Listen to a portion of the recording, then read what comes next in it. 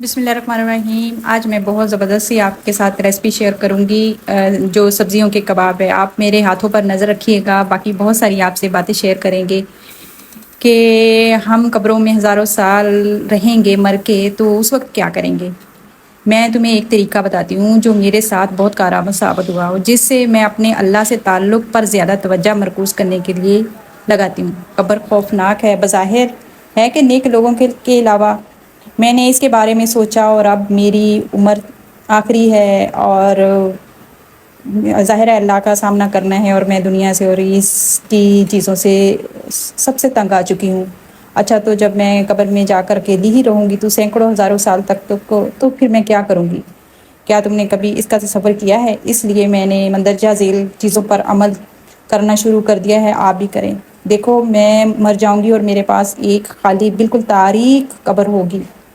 اس قبر کا سامان کی جو ضرورت ہوگی، لہٰذا ہر استغفار کو تصور کرنے جیسے میں اسے اپنے قبر کی طرف بھیج رہی ہوں تاکہ وہاں میرا انتظار کرے اور میری تنہائی کا ساتھی ہو۔ اللہ کی قسم، میں مذاق نہیں کر رہی، میں نے اپنی قبر کو مکمل ڈیکوریٹ کرنے کا عمل شروع کر دیا ہے۔ قبر کے ایک کونے کو میں نے ہزاروں تسبیحات سے بھرنا شروع کر دیا۔ یہاں میرے سر کے قریب ختم قرآن ہوں گے جو میرے لیے آرام دہ بستر کا سبب بنیں گے۔ ہر رکوع کو میں نے یہ تصور کر کے ادا کرتی ہوں کہ میں اسے قبر میں اپنا ذخیرہ بنا رہی ہوں۔ ہر کوئی مجھے چھوڑ کر اپنے گھروں کو چلا جائے گا اور میں اکیلی رہ جاؤں گی۔ شاید ہزاروں سالوں تک میرے بچے چند سالوں میں مجھے بھول چکے ہوں گے۔ لہٰذا مجھے قبر میں ساتھیوں، روشنیوں اور جنت کے حسین مناظر کی ضرورت ہوگی۔ میں تسبیحات، ذکر، قرآن، نماز اور صدقہ سب کو اپنے ساتھ تصور کرتی ہوں تاکہ وہ میرے دوست ہوں گے، میرے ساتھ وہاں ہنس رہے ہوں گے اور باتیں کر رہے ہوں گے۔ نبی کریم صلی اللہ علیہ وسلم پر درود پڑھنا میں نے اپنے معمولات کا ایک اہم عمل بنا لیا۔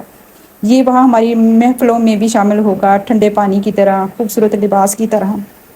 میں یہ چاہتی ہوں کہ میری قبر کی زندگی اس دنیا کی زندگی سے زیادہ خوبصورت ہو، انشاءاللہ۔ کیا یہ بہتر نہیں ہے کہ میں وہاں جا کر غیبت، چغلی، حسد اور دیگر دنیاوی گناہوں کے نتیجے میں بدبودار کیڑوں، دیمک لگے فرنیچر اور سخت پتھریلے بستر کے بجائے اپنی قبر کو بہترین چیزوں سے آراستہ کروں؟ میں نے دنیا میں اپنا گھر بنانے کے لیے ساری زندگی جان توڑ محنت کی، لیکن یہ گھر تو میرے ورثہ کا ہو جائے گا۔ اصل میں تو میری ساری محنت اپنے لیے ہے ہی نہیں، سارے فائدے تو وہ لوگ اٹھائیں گے۔ تو میں نے سوچا کہ بس بہت ہو گیا، مجھے اپنا گھر بنانا ہے جہاں صرف میں ہی ہوں گی اور ایک طویل عرصہ گزارنا ہے۔ اگر میرے تمام اعمال دنیا کی ضروریات کے لیے تھے اور اپنی قبر کے لیے کچھ بھی نہیں تھا، تو پھر تو قبر والے گھر کے لیے سوائے عذاب کے فرنیچر، مستقل اندھیرا اور سخت حساب کی کچھ بھی نہ ہوگا، اور میں اپنے گھر میں اکیلی رہوں گی۔ میری آپ کو بھی یہ نصیحت ہے، آج سے اپنی قبر کو اپنے بینک اکاؤنٹ بناؤ، اس میں زیادہ سے زیادہ ڈپازٹ کرو اور لانگ ٹرم والی پالیسی لو۔ اپنی عبادت کا خوب خیال رکھو۔ اللہ کی قسم، جب تم قبر میں جاؤ گے تو تم مجھے وہاں سے بھی شکریہ ادا کرو گے۔ اپنی قبر کے گھر کا اس دنیا کے گھر سے زیادہ خیال رکھو۔ ابھی تم اپنے گھر والوں کے درمیان ہو، پہن رہے ہو، کھا پی رہے ہو، آرام کے گھر والوں کے درمیان سو رہے ہو، تمہیں تمہاری تمام ضروریات میسر ہیں، پھر بھی تم اپنے حالات سے نالاں رہتے ہو، ہر وقت کوئی نہ کوئی شکایت کرتے رہتے ہو۔ تو سوچو، جب تم زمین کے نیچے ہوگے اور سینکڑوں ہزاروں سالوں کے لیے ہوں گے تو وہاں تمہارے ساتھ کون ہوگا؟ تمہارے پسندیدہ سیاستدان، کھلاڑی، اداکار، تاجر؟ یہ تو تمہیں یہاں نہیں جانتے، اور نہ ہی انہیں تمہاری اتنی فکر ہے۔ تم ہی ان سب کے پیچھے بے وقوفوں کی طرح اپنا وقت ضائع کرتے ہو۔ تمہارے وہ بچے جن کی شادیوں پر تم لاکھوں روپے فضولیات پر خرچ کر دیتے ہو، یقین کرو یہ خرچ تمہارے لیے وبال بن جائے گا، اور بچے مکر جائیں گے کہ ہمارے باپ نے اور ہماری ماں نے خود ہمارے لیے اور اپنے لیے بھی مصیبت کھڑی کی۔ لہٰذا اپنا خود ہی خیال رکھیں، اپنی ہر تسبیح اور ہر عمل کا خیال رکھو، اور اس سے کہو کہ وہ مجھ سے پہلے قبر میں جا کر میرا انتظار کرے، میری قبر کو خوشبوؤں سے مہکائے، شاید باغیچہ بنائے، ہوادار کمرے ہوں، مہنگا ترین فرنیچر ہو، اور میرے ہمدرد دوست ہو۔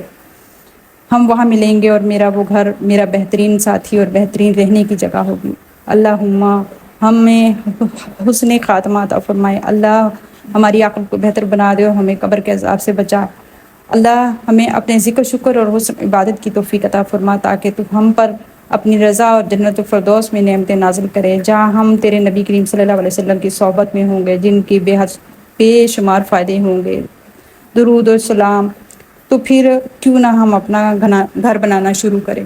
کیوں نہیں ہم اپنے گھر کی، آخرت کے گھر والے کی تیاری کرتے؟ ہم دنیا میں لگے ہوئے ہیں، دنیا کے کاموں میں اور دنیا کی چیزوں کے لیے انتہک محنت کر رہے ہیں، لیکن آخرت کے گھر کی کوئی تیاری نہیں ہے۔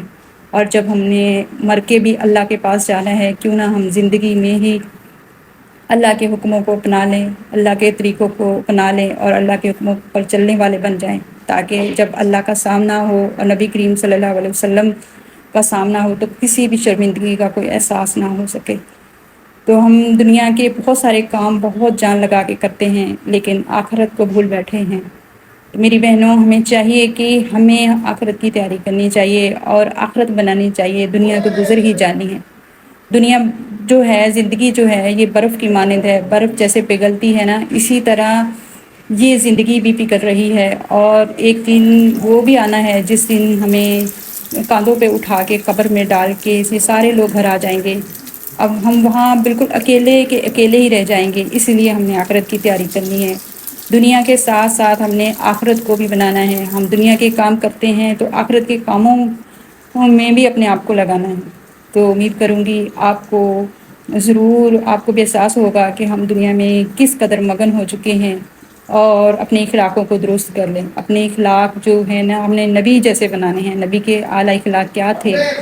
جو آپ پر ظلم کرتا آپ اسے معاف فرما دیا کرتے تھے، جو آپ سے ناتا توڑتے آپ اسے جوڑ لیا کرتے تھے، جو آپ پہ ظلم کرتے تھے وہ آپ اس کو معاف کر دیا کرتے تھے۔ کاش ہمارے بھی اخلاق ایسے ہو جائیں، لیکن آج جو ظالم دنیا ہے وہ جینے نہیں دیتی انسان کو کسی بھی صورت۔ تو امید کروں گی آپ کو میری یہ ویڈیو ضرور پسند آئے گی اور سمجھ بھی آ گئی ہوگی۔ ڈسکرپشن میں انشاءاللہ میں سارا اس کے جو اجزاء ہیں ان کا لنک دے دوں گی۔ بہت سارا اپنا خیال رکھیے گا، دعا میں یاد رکھیے گا۔ السلام علیکم ورحمۃ اللہ وبرکاتہ۔